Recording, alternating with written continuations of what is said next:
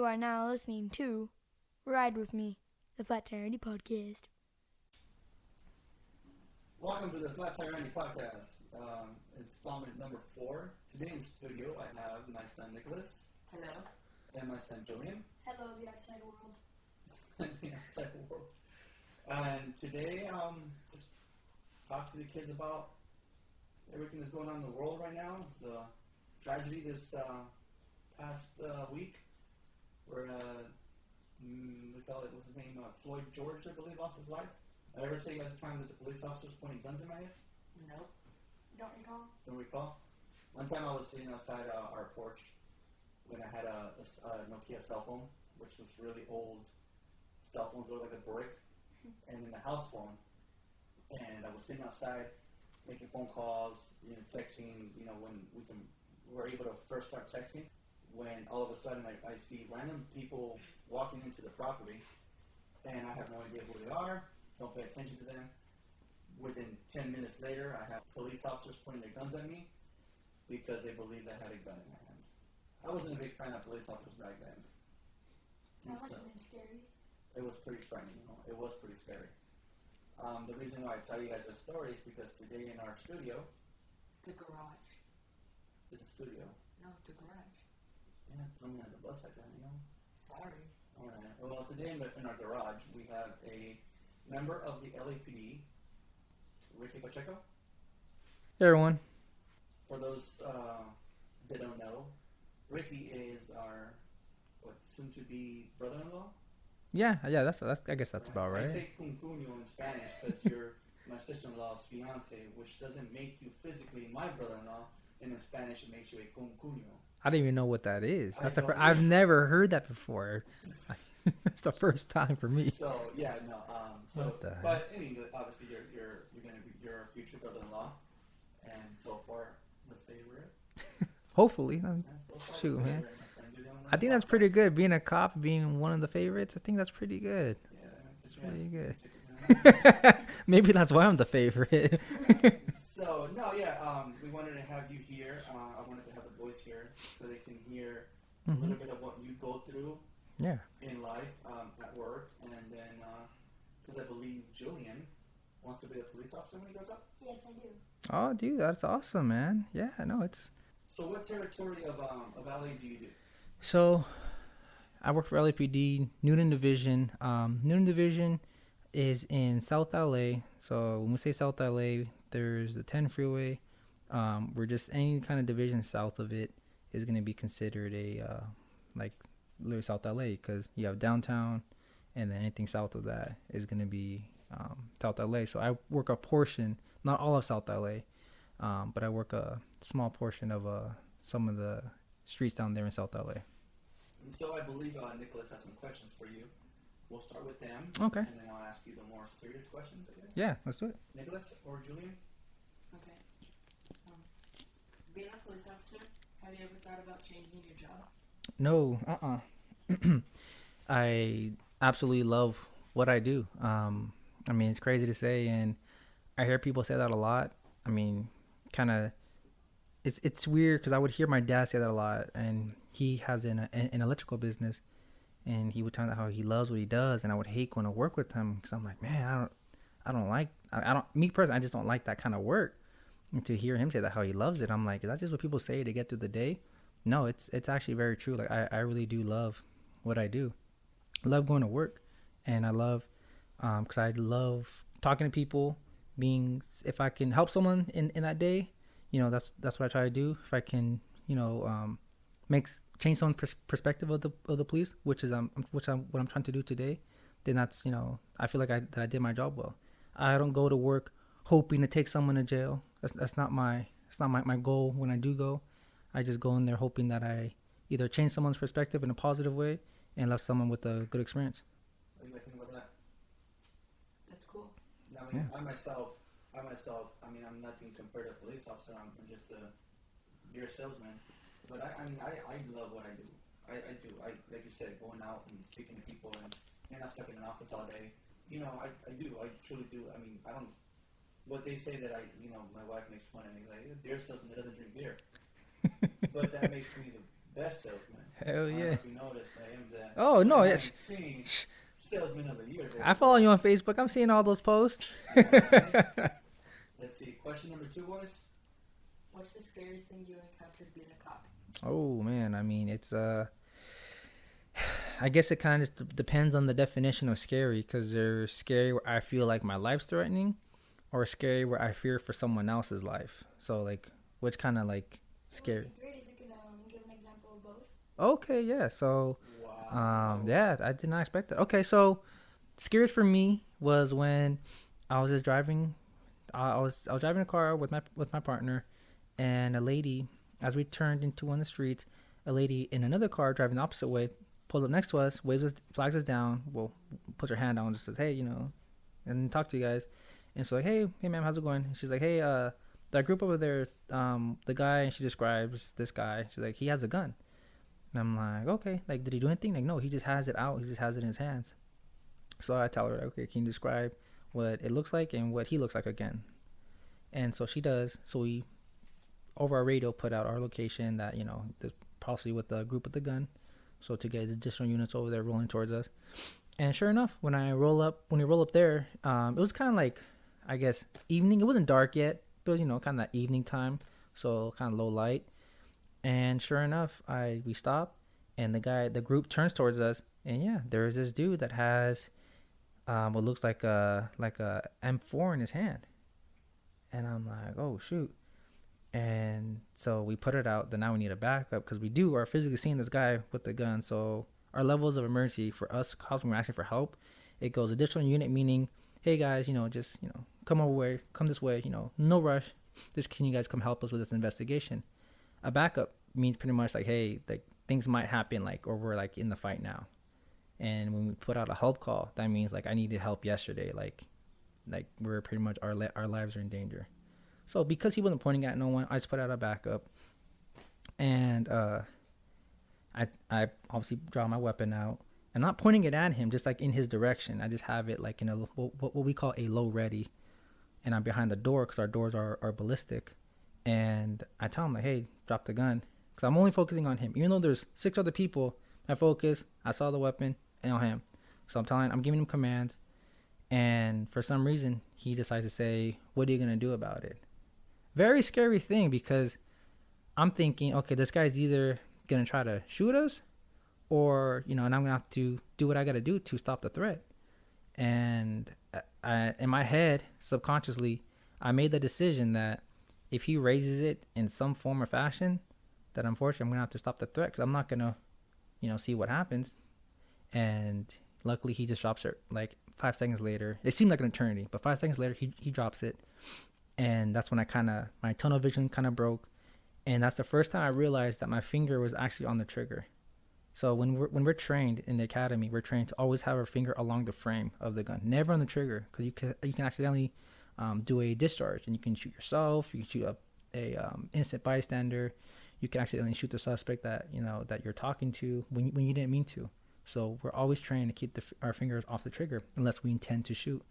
This is the first time when I saw that my finger was actually on the trigger, because, I mean, any kind of quick motion, he could have shot me, so I had to be ready. And so that was a very scary thought, that who knows how long or close from possibly, you know, shooting someone. That was a very scary thing for me. So you've never had to shoot your gun?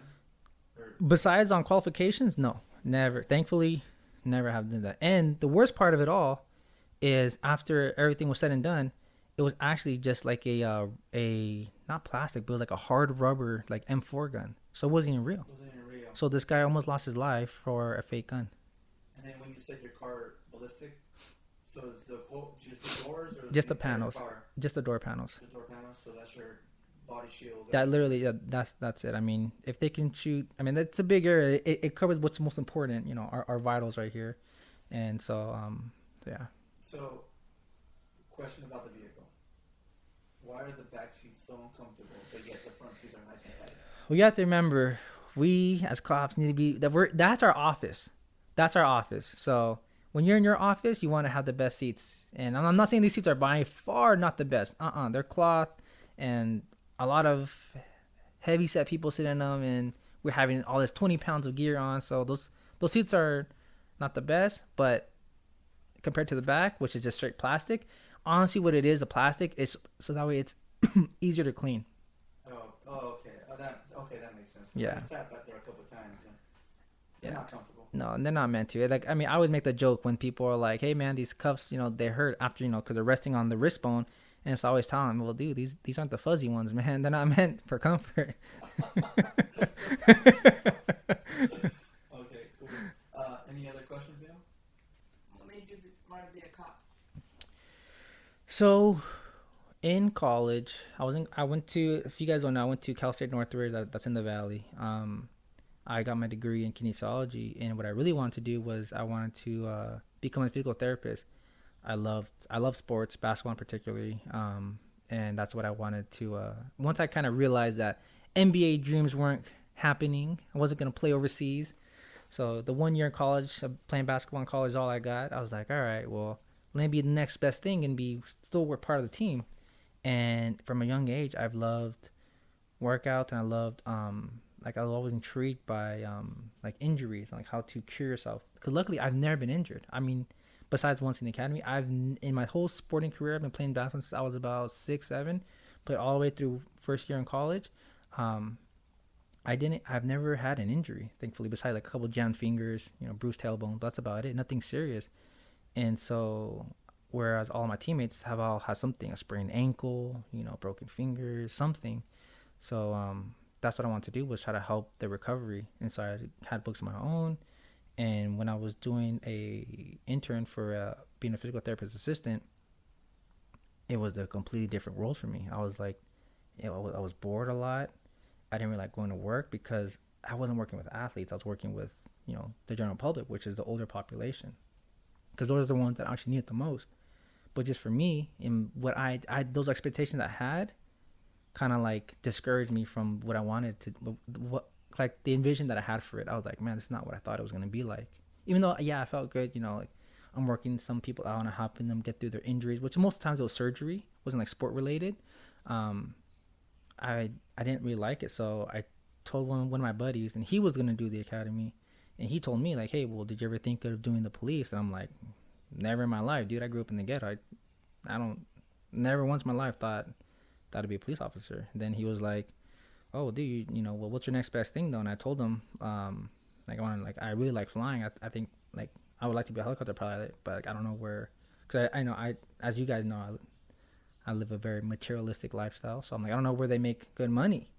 And he told me that, like, dude, like the police and all that. So I looked it up and I went to a seminar, and I'm like, man, it's actually pretty good. Like, this is actually very interesting. And so, yeah, I went with it. I was like, you know what? I'm going to try it out. Finished up, got my degree. Straight from there, I went to the academy, passed everything, went in the streets, and ended up just loving the streets. I was like, you know what? I actually feel like I like the streets where, I can engage with the community, bring out some sort of positive aspect instead of being in the helicopter. I might want to do the helicopter later on in life, when I want to retire and slow down. But right now, it's I didn't think I would enjoy the streets as much as I do right now. So yeah, that's how I kind of became to be. And then you actually met my sister-in-law in the academy. Yeah, she was one of my classmates. Yeah, we came on the same time. It's kind of by coincidence, because it's funny. It took her like 3 months to get in. It took me 7 months to get in. So when those 4 months strand, I could have easily missed her, because they have an academy every month. So just by, I guess, fate, we got the same academy. Yeah, because she also had a different career path. Yeah. And I believe she was going to work in the medical field. She was going to literally do the exact same thing, physical therapy. We both got our degree in kinesiology. We both want to become physical therapists. And the way she kind of got into it a little different than me. She didn't get bored of it, but yeah, so it was an interesting thing. Yeah, that's pretty cool. You guys have any other questions? No, thank you for answering our question. No, dude, thanks for the questions, man. Yeah, man. If you guys have any more, man, just go ahead. I mean, you guys obviously, I try to come around as much as I can, so, I have real quick today's news. Yeah. To what's going on in the world today. Did you hear about the death of a man called George Floyd in Minneapolis? Yeah, I did, unfortunately. Yes. And I mean, from what I hear in the story is that a police officer, had his knee on on George's throat Mhm. for several minutes, Yeah. where even he was complaining that he couldn't breathe, and couldn't breathe. They ignored his call, or they ignored his cry, Mhm. and the man apparently ended up passing away. Yeah.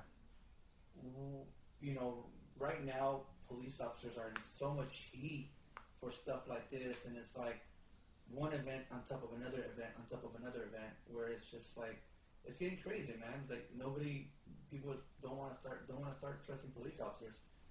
But from your point of view, what could have you maybe done differently? So, I mean, obviously, I don't know.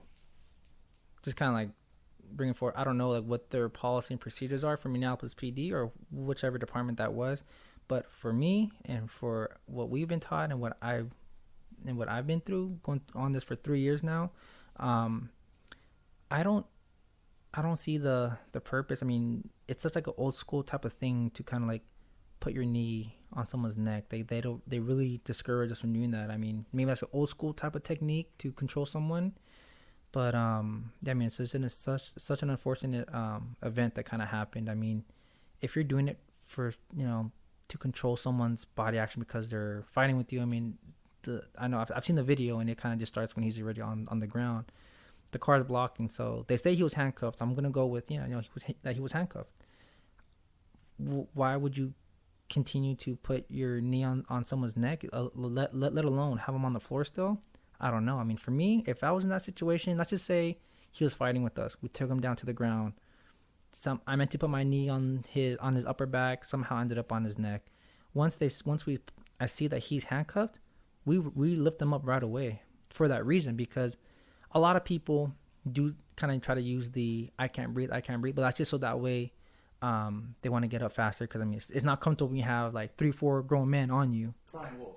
Yeah. Cry wolf. Yeah, so, some of them, again, it's not everyone. Some people legit just can't breathe sometimes, but some people use it more as like a cry wolf type thing, like, hey, just trying to rush us so we, they can still slip out or something, something.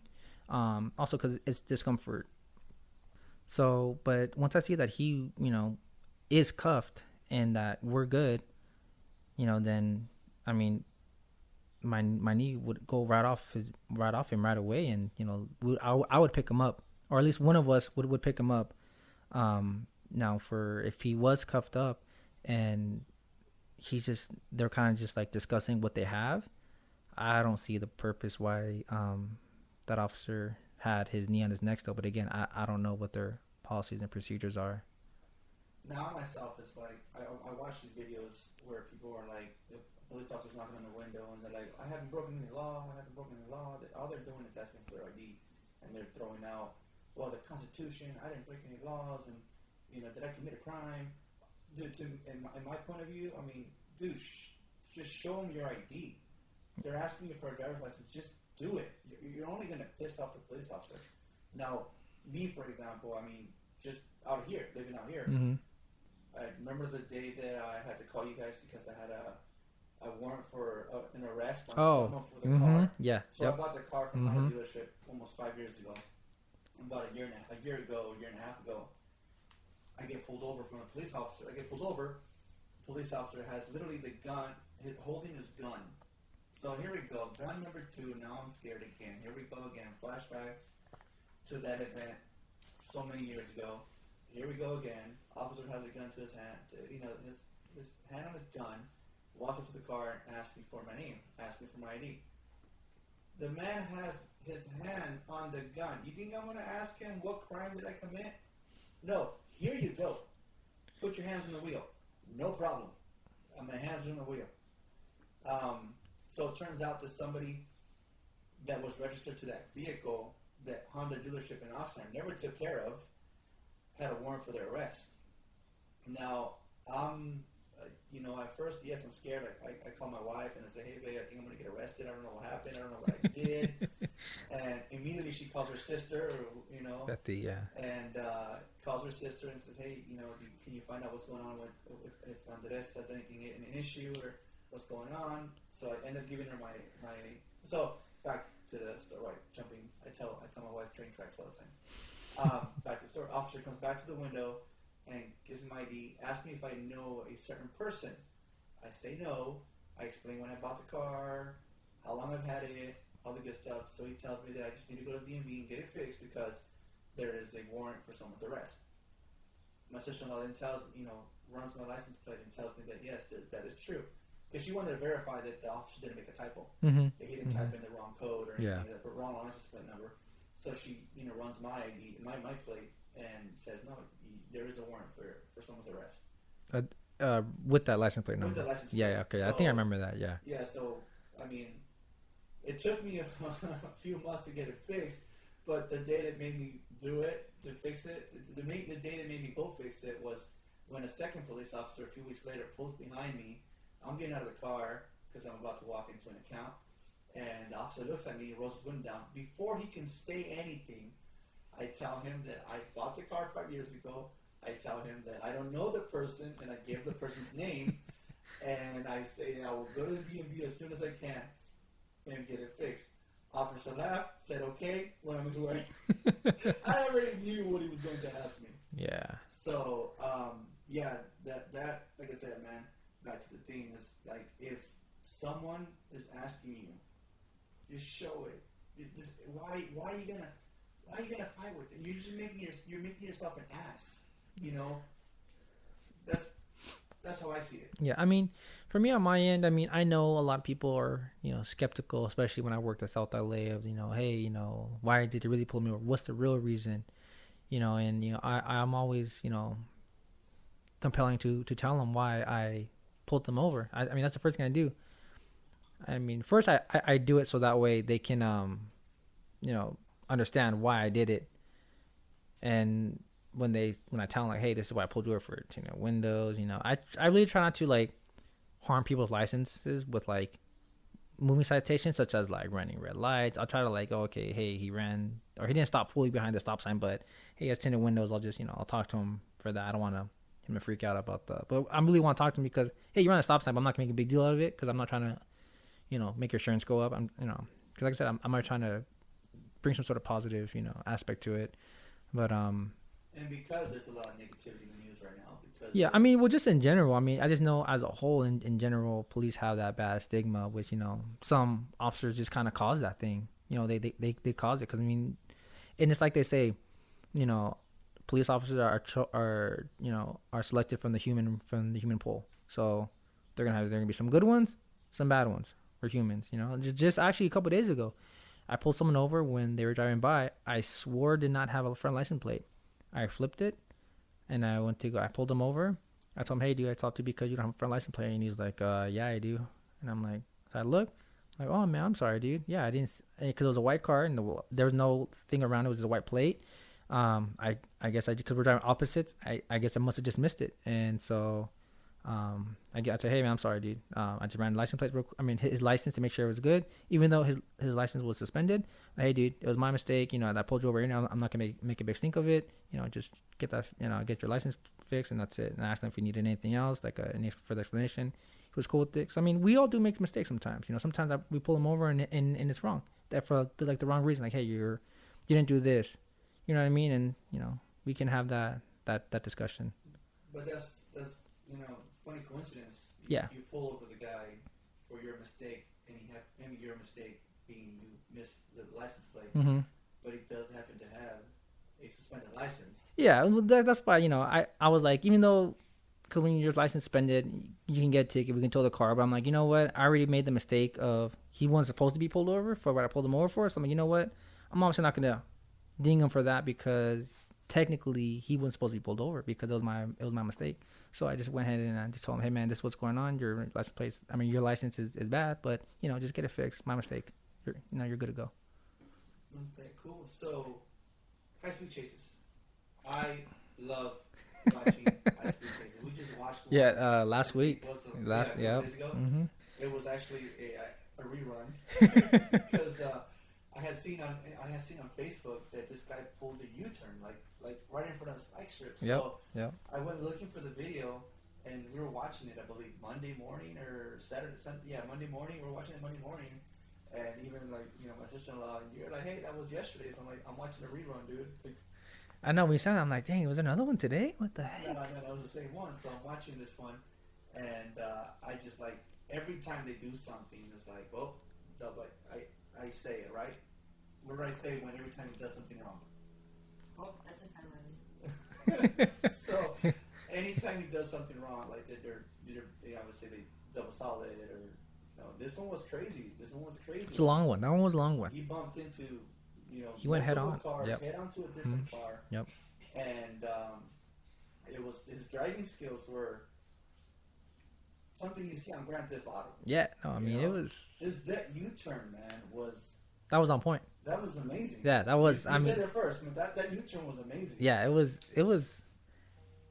crazy watching it. I mean, unfortunately, I was working that day, but it was just a little south of us in 77th Division, and so they had. It's not. I don't want to say it's fun because it's even though it's like I tell them, it's fun for us at the moment because our adrenaline's pumping. It's it's somewhat exciting because it's someone trying to get away. So it's like that cops and robbers type thing. But when you at the end of it, you realize that pursuit was like 45 minutes long. You have to literally watch your camera and go back and write a long report for every single violation he did. Not turning, turning without signaling. When he changed lanes without signaling. How many times he crossed a double yellow, on which street, at which time in the pursuit. So it was very tedious. So it's fun at the moment, but afterwards you're like, Jesus, man, these are terrible. You really wish that you weren't the primary unit in that one. So because it started off in Pomona, right? If I'm correct, it started off in Pomona. No, the one where he did the crazy U in front. great car. No, that was in 77. Yeah, because I heard it when it started. It started in South LA. South LA picked it up, but my understanding is the stolen truck was in. Oh, Pomona. okay. Yeah, because Yeah. when I came in to work, during our roll call, which is so I start roll call at 10:30, around 10:40 ish, maybe 10:35, we heard that they were in pursuit of a stolen car. So I didn't know prior if it was already stolen in Pomona and they got away. So did he get away from Pomona Well, PD that's or? my understanding. Is that Oh, it was in really? Pomona. Uh-huh. I'm guessing based on where he ended up. I'm assuming he went west on the 60. Yeah. That's one thing. And then because hits- he ended up in downtown. Yeah. In LA area where Yeah. it's like I was googling. I was he's only like 20 minutes from here. Yeah. Well, 24 hours prior because I was watching. Dang, that is. You have a question, Neil? When they call on the radio for backup, does it go to everyone? No, only calling to? So like let's say in this area here, this is Newton. If I request backup, it goes to they also hear my unit. They hear my unit requesting the backup, like my division I mean, but like my surrounding divisions, which is going to be East LA Sheriffs, it's going to be Hollenbeck, which is for LAPD, Southwest, which is LAPD, Central, which is LAPD as well, and 77th. They're all going to hear because they're all in the surrounding units. So when I say let me get a backup for whatever the case is, the RTO or the dispatch will say any unit in the vicinity. She says my unit designation is requesting a backup. So that way, like even though you're not in my area, let's say that you're a couple streets away from me because we border all those other divisions, and you hear like, oh wait, that's just like right here. They need help. Shoot, let's go over there right now. So that way, anyone will know. So we won't hear like Santa Monica's backup because we'd never get there in time. So it's just to the ones that surrounding us. When it comes to high-speed chases, let's say the police officer is chasing him. There's multiple police officers after this guy. Yeah. Right. So I'm assuming that the police officers from that area, let's say a certain part of. Most times. What It's just happens when those police officers from that territory are distracted with the high-speed chase? Is there like surrounding officers that kind of cover that area? So they do what's called monitoring. So like what happens is in our policy, if it's like in that case, it was just a straight stolen. So they'll do a pursuit package, which is just a couple units and a supervisor. For that reason, they don't want to tie up everyone. Then the rest of us are kind of supposed to just be monitoring, hearing, or coming to assistance. Like if the airship is like, hey, set up, straps on this one. But for the most part, we're supposed to also be answering radio calls until further assistance is needed, or if they know, like in that case, like the guy was going crazy, so most of 77th was busy. So we then, as Newton, will go and help with their radio calls. So if they anyone calling for assistance or an emergency in 77th, and they're tied up with this pursuit, either southeast, harbor, southwest, or myself, which is Newton, we'd all kind of go help pick up those radio calls, depending on which one of us is available. So that's kind of the way it usually works. Oh, okay. All right. Cool. Yeah. What do you call it? Is there anything on the job that's made you laugh? Like, is there someone that you felt bad for arresting them because they're hilarious? Or Oh man, I mean, all the time. Every time there's, like, honestly, and it's funny because I hate kind of like, I don't want to say admitting it, but for some reason, drunk people. There's too many stories to kind of pick one, but there's been a few people when people when they're fun. I mean, when they're drunk, they're just hilarious sometimes, and I mean, things people say, they come up with. I mean, they're riots, and you're like, man, like, why do I gotta take this guy to jail? He's funny, but then you're reminded, like, this guy was either being, you know, an a-hole to a family member, where the case is, but it's just because he's just out of control. But I mean, there's been plenty of times when, you know, things have made you laugh, and you try to just kind of, you try to hold it in sometimes, because sometimes it's not appropriate, but sometimes, you know, we're human and shit's hilarious. So anything you want to tell these boys since you're here and they don't see you as fun Ricky, but see you as a police officer, and, you know, maybe we can learn from this conversation? Yeah, I mean, definitely. I mean, you know, always see me as, you know, the fun guy. 'Cause I mean, that's why I think it's most important, especially for JoJo, if he ever tries to follow that and become a police officer. You know, I mean, because both of you guys are very smart. You know, so I mean, you guys would obviously, you know, explore for, you know, your full potential. But if you guys ever go to that kind of route, whichever route you guys go, just always stay true to yourselves. Try not to bring work home. I think that's what has kept me from being so positive is, you know, when I leave, you know, work, I leave work. You know, I'm not a cop when I'm around you guys. You know, I'm not, you know, I'm not like, oh man, that guy's on cop mode 24/7. You know, because it's tiresome. I mean, even I do ask you for a warrant every time you come in the house. That's true. You do. You didn't ask for one, 'cause we need your I was warrant. expected. I was invited this time. You were invited. Every other time, dude, have a warrant. Yeah. No, I mean that's honestly the biggest thing for me is, you know, like, Oh, this is purchase. I never seen it. I'm gonna need seals of receipts later on though, man. We'll Because settle that, I know, I know one of them was a Give gift. me that one. These not the ones for purchase. I have no receipts. Yeah, but that's it. Just kind of always stay true to yourself. You know, don't ever let whatever type of work you do affect who you are. You know, and always strive to be the best. It's fun. Any last questions before we call this a day? One last question. Of course, man. Do you like donuts? I do not. It's funny. Your Thea would say otherwise. I like one particular donut, but I'm just not a sweet person. Yeah, I'd rather have a bag of hot Cheetos over a donut any day. So yeah. So the whole stereotyping thing with cops eat donuts, it's not true, is what you're saying? Or? You know, I wouldn't say that because there's some heavy people that I've seen eat donuts on the job. You know, but actually, it's funny. A lot of officers are really big on being health conscious and being healthy because they know that, you know, our job is very physical, so they don't. But some people obviously love sweets. I'm just unfortunately not one of those people. Your Thea loves donuts though, and she's a cop. So there's that. No, I know, but I know where the joke comes from, and I know the stereotype. The joke is that you know they love donuts. But have you tried drinking coffee by itself?